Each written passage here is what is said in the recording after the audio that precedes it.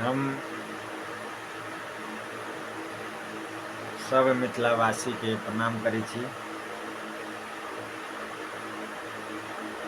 हम आइ कुछ लऽ कऽ एलहुँ हँ जाहिमे कि हँसी ठट्ठा छै और ओहि एगो कॉमेडीके हिसाबसँ ये अपना जे मिथिलामे चलि रहल छै, एगो महिला सब जे झगड़ा झाँटी करै छथिन, गारि गराबैल करै छथिन, एहीके उपरान्त अहाँके एगो कॉमेडी लऽ कऽ एलहुँ हँ।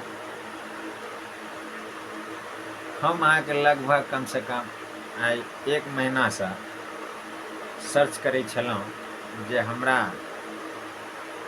मैथिली भाषा जे अपन अइ ओ मैथिली भाषाके जे गारि छै,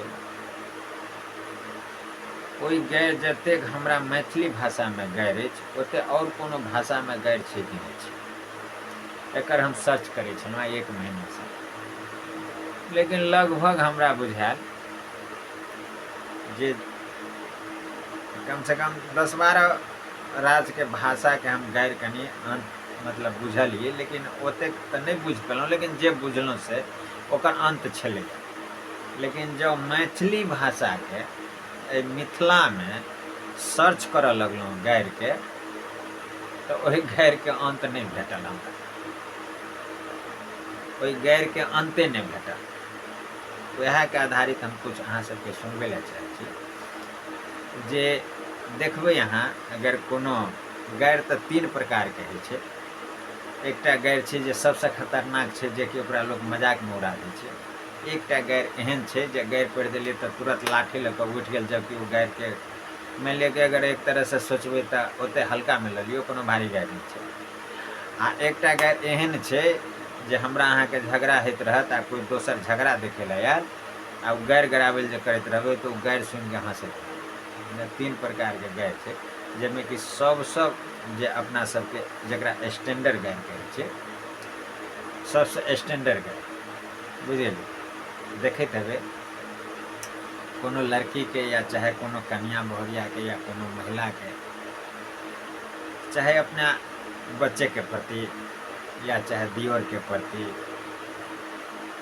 मानि लिअ कि ओ गारि पढ़ि दै छै, मतलब एक तरहसँ मजाकमे उड़ा कऽ गारि पढ़ि दै छै।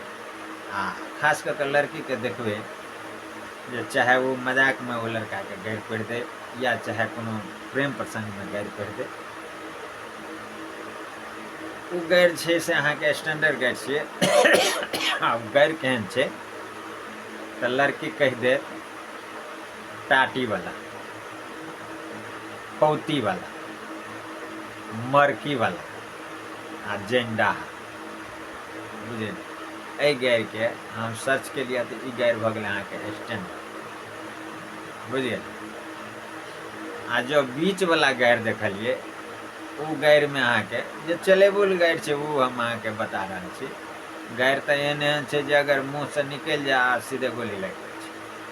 लेकिन जे चलेबुल जनरली गारि जे अहाँ महिला सब जे दै छै, से अगर एक दूसरासँ कनिको टोना-मोनी भऽ गेल तऽ सबसँ पहिले कहि देत तोरा बेटाके खेबौ, तोरा साँके खेबौ, तोरा दियोर भैंसुरके खेबौ, तोरा ससुरके खेबौ। आब देख ली ओ डाइन छै जे ओ खा लेतै पहिले, ओहो एकटा गाइरे भऽ गेल। आ तब देखियौ एकटा गारि मध्यमेमे ओ गारि छै, ओ गारि कनि भारी गारि छै। ओ जे गारि पढ़ि देलक तऽ भऽ गेलै कनि मारामारी। ओ गारि जे छै अहाँके कहि देत कनिको टोना-मोनी हैत तऽ की कहत, तोरा बापक करमे हगबो, तोरा नाना करमे हगबो, तोरा दादा करमे हगबो, तोरा भाइयक करमे हगबो, तोरा भैंसुर करमे हगबो, तोरा ससुरक करमे हगबो, आ लास्टमे कहि देत तोरा सतोना पुरखाके करमे हगि देबो। आब बताउ, अब जखने सतोना पुरखा कहि देलकै, एहिके बादो कोनो गारि छै यौ सरकार? कहू अहाँ सब बताउ हमरा। जखने ओ कहि देलकै सतोना पुरखाके करमे हगि देबौ तऽ ओहो सब गारिके कोनो गारि? आब ओहिके अन्ते छै कि नहि छै? ओहोसँ आगे कोनो गारि छै? लेकिन गारि एहन एहन गारि छै अपना मिथिलामे, बुझलियै ने, एहन एहन गारि छै मैथिली भाषामे जे हम अहाँ ई चीज मानि लिअ कि कैमरा पर बाजि नहि सकै छी आ मान लिअ कि ओ चीज यूजो नहीं कर सकै छी। ओ सब महिला जखन झगड़ा हुए लगे छै तखन यूज केलक, तखने ओन्ही से लाठी निकलल, ओन्ही से लाठी निकलल, ओन्ही से फराठी निकलल, बस वही पर मारि हो। आ एकटा सबसँ नीचा गाड़ि जे छै, जे ओ गाड़ि सबसँ खतरनाक गाड़ि छै, बुझियौ। लेकिन ओ गाड़ि जे छै से जखन हमरा अहाँके झगड़ा होइत रहत तखन जे आजू बाजूवला ओ देखै लए जाओ झगड़ा, तो झगड़ा नहीं देखत, गाड़ि गड़ावैल जे चलैत रहै छै से ओ गाड़ि सुनि के वो हंसैत रहै छै। वो सिर्फ हंसै छै। आ ओ गाड़ि कोन छी? कहत कि घोंघी खा के तोरा कोन्ही में हगबो, तोरा बाबा के तावा पर नेर गुड़काओ, हम झुनझुना बजाओ, बुझ गेलिए? रो बेटी चोद के बेटा, ई सब से लाश है। तो बहुत गैर एहनो छै मैथिली में जे कि लोग गाड़ि सुनि के हंसै छै। हमरा अहाँके झगड़ा होइत रहत ने तो गाड़ि सुनत आ वो हंसत आ 17 जगह बात यही एहन गाड़ि फलनी पड़ै छै। तो अपना मैथिली भाषा में जो गाड़ि छै ने, एकरा हम मान लिअ कि स्टार्ट केलिए जे देखिए शुरू एठन से छै तो लास्ट है छै कि नहीं है छै, लेकिन लास्ट नहीं हमरा ओहि गाड़ि के भेटल, लेकिन अंत में गाड़ि हमरा स्टार्टिंग गाड़ि हमरा भेट गेल, अंत वाला गाड़ि नहीं भेटल, बुझलिए? तो हमरा सबसे प्रिय, अहूँ सबके प्रिय जे गाड़ि जे छै स्टैंडर्ड गाड़ि जकरा हम अहाँ कहै छियै वएह छियै, टाटी वाला पोती वाला मरकी, बुझलिए?